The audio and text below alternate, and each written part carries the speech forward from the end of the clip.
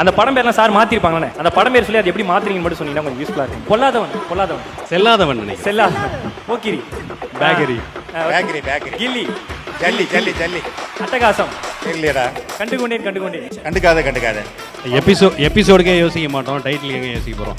எல்லாமே on the spot counters தான். என்னைக்காவது ஒரு செக்மெண்ட் பார்த்துட்டு ஒரு எபிசோட் பார்த்துட்டு ஃபேன்ஸ் கிட்ட இருந்து எதனா வந்திருக்கா, கால் சீன்ஸ் வந்திருக்கா, எங்க தலைவர் படத்தை ஏதாவது மிரட்டல்கள் வந்திருக்கான, மறக்க முடியாத மிரட்டல்கள்? ஒரு தடவை பாமே அனுப்பிச்சிருக்காங்க. வாமா? ஆமா.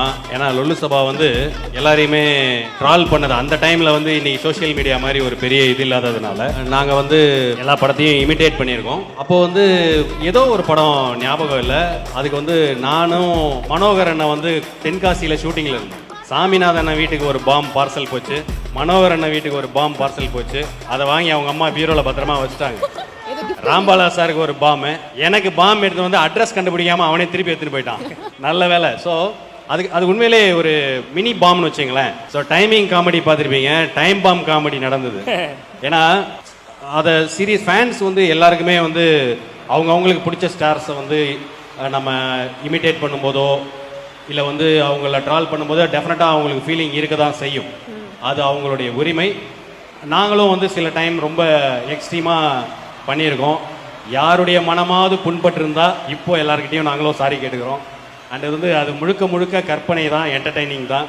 ஸோ டெஃபினட்டாக யாரையாவது ஹர்ட் பண்ணியிருந்தா இப்போவும் சாரி. அண்ட் இப்போ வந்து நாங்கள் பண்ணது வந்து எல்லாமே அந்த பழைய வீடியோஸ் தான் இன்ஸ்டாவில் சுற்றிக்கிட்டு இருக்கு.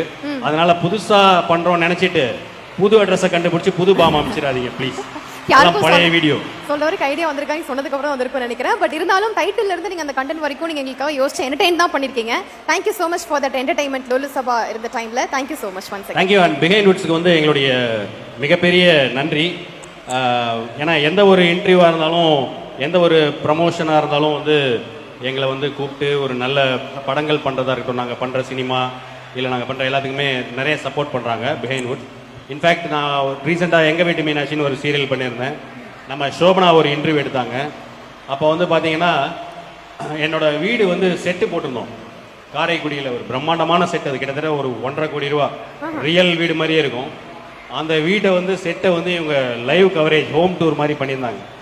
அதுலேருந்து நான் எங்கே போனாலும் பிஹைண்ட் வுட்ஸ் இன்டர்வியூவை பார்த்துட்டு கண்டிப்பான அவங்களாம் நிறைய பேர் என்கிட்ட கடன் கேட்க ஆரம்பிச்சிட்டாங்க. அண்ணா இவ்வளோ பெரிய வீடு வாடகை கொடுவீங்களான்னு கேட்குறாங்க. எல்லாத்துக்கும் காரணம் சோபனா. ஆனால் அவங்க பேங்க்ல லோன் போட்டு கடன் அடைச்சிட்டு இருக்காங்க.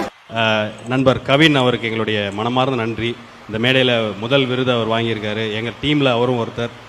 விஜய் டெலிவிஷன்லேருந்து அந்த ஒரு ஸ்டார்டிங்கில் இருந்து பிரதர் எங்கள் டீமுக்கு அவரை ஹானர் பண்ணதுக்கு ரொம்ப ரொம்ப நன்றி.